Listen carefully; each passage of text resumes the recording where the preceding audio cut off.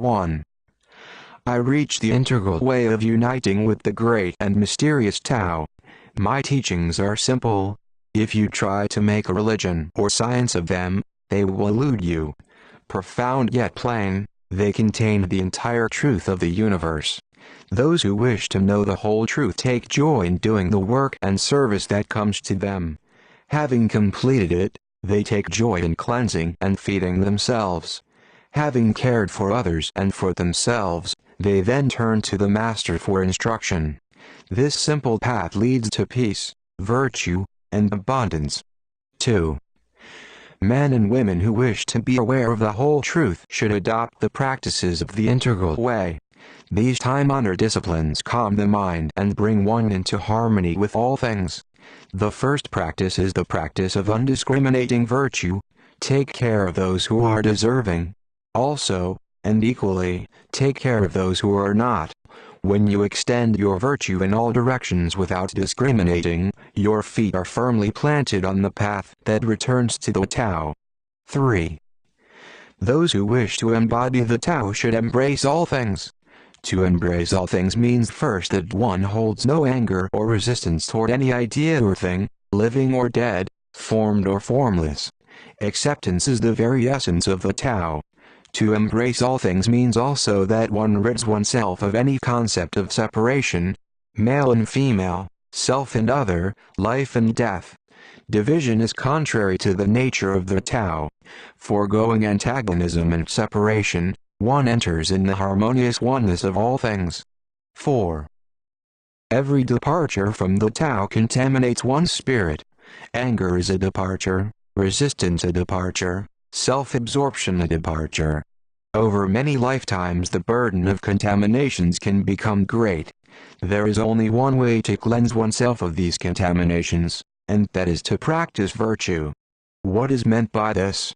To practice virtue is to selflessly offer assistance to others, giving without limitation one's time, abilities, and possessions in service, whenever and wherever needed, without prejudice concerning the identity of those in need. If your willingness to give blessings is limited, so also is your ability to receive them. This is the subtle operation of the Tao. 5. Do you imagine the universe is agitated? Go into the desert at night and look out at the stars. This practice should answer the question. The superior person settles her mind as the universe settles the stars in the sky. By connecting her mind with the subtle origin, she calms it. Once calmed, it naturally expands, and ultimately her mind becomes as vast and immeasurable as the night sky. 6.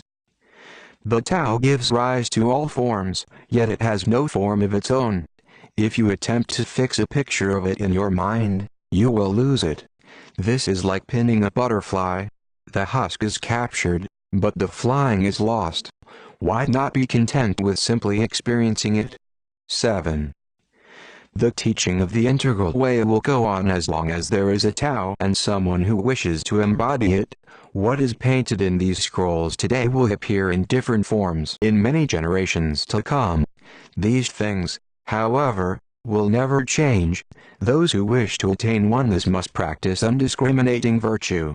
They must dissolve all ideas of duality, good and bad, beautiful and ugly, high and low. They will be obliged to abandon any mental bias born of cultural or religious belief. Indeed, they should hold their minds free of any thought which interferes with their understanding of the universe as a harmonious oneness. The beginning of these practices is the beginning of liberation. 8. I confess that there is nothing to teach, no religion, no science, no body of information which will lead your mind back to the Tao. Today I speak in this fashion, tomorrow in another, but always the integral way is beyond words and beyond mind. Simply be aware of the oneness of things. 9. He who desires the admiration of the world will do well to amass a great fortune and then give it away. The world will respond with admiration in proportion to the size of his treasure. Of course, this is meaningless. Stop striving after admiration. Place your esteem on the Tao. Live in accord with it, share with others the teachings that lead to it, and you will be immersed in the blessings that flow from it. 10.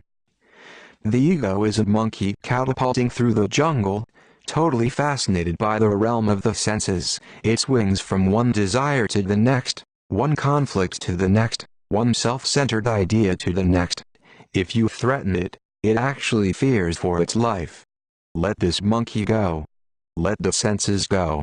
Let desires go. Let conflicts go. Let ideas go.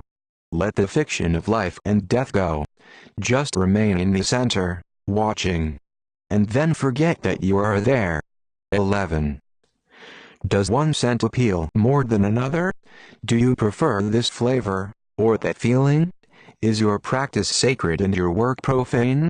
Then your mind is separated from itself, from oneness, from the Tao. Keep your mind free of divisions and distinctions. When your mind is detached, simple, quiet, then all things can exist in harmony, and you can begin to perceive the subtle truth. Art statement. Worship the unnameable and unexpected art, the yin, yet embrace and be indiscriminate towards all art, the yang. Observe the world and one's outer surroundings, yet trust one's inner vision and intuition. As such, I use a blindfold to create art through the inner spirit, yin, which in turn can be absorbed through the eyes, yang. By using art as holistic medicine, we can all benefit from the mystery of art, balancing ourselves physically, mentally and spiritually. My art is a remedy promoting the harmonious way of life. Furthermore, it is a prescription for a new wave of art.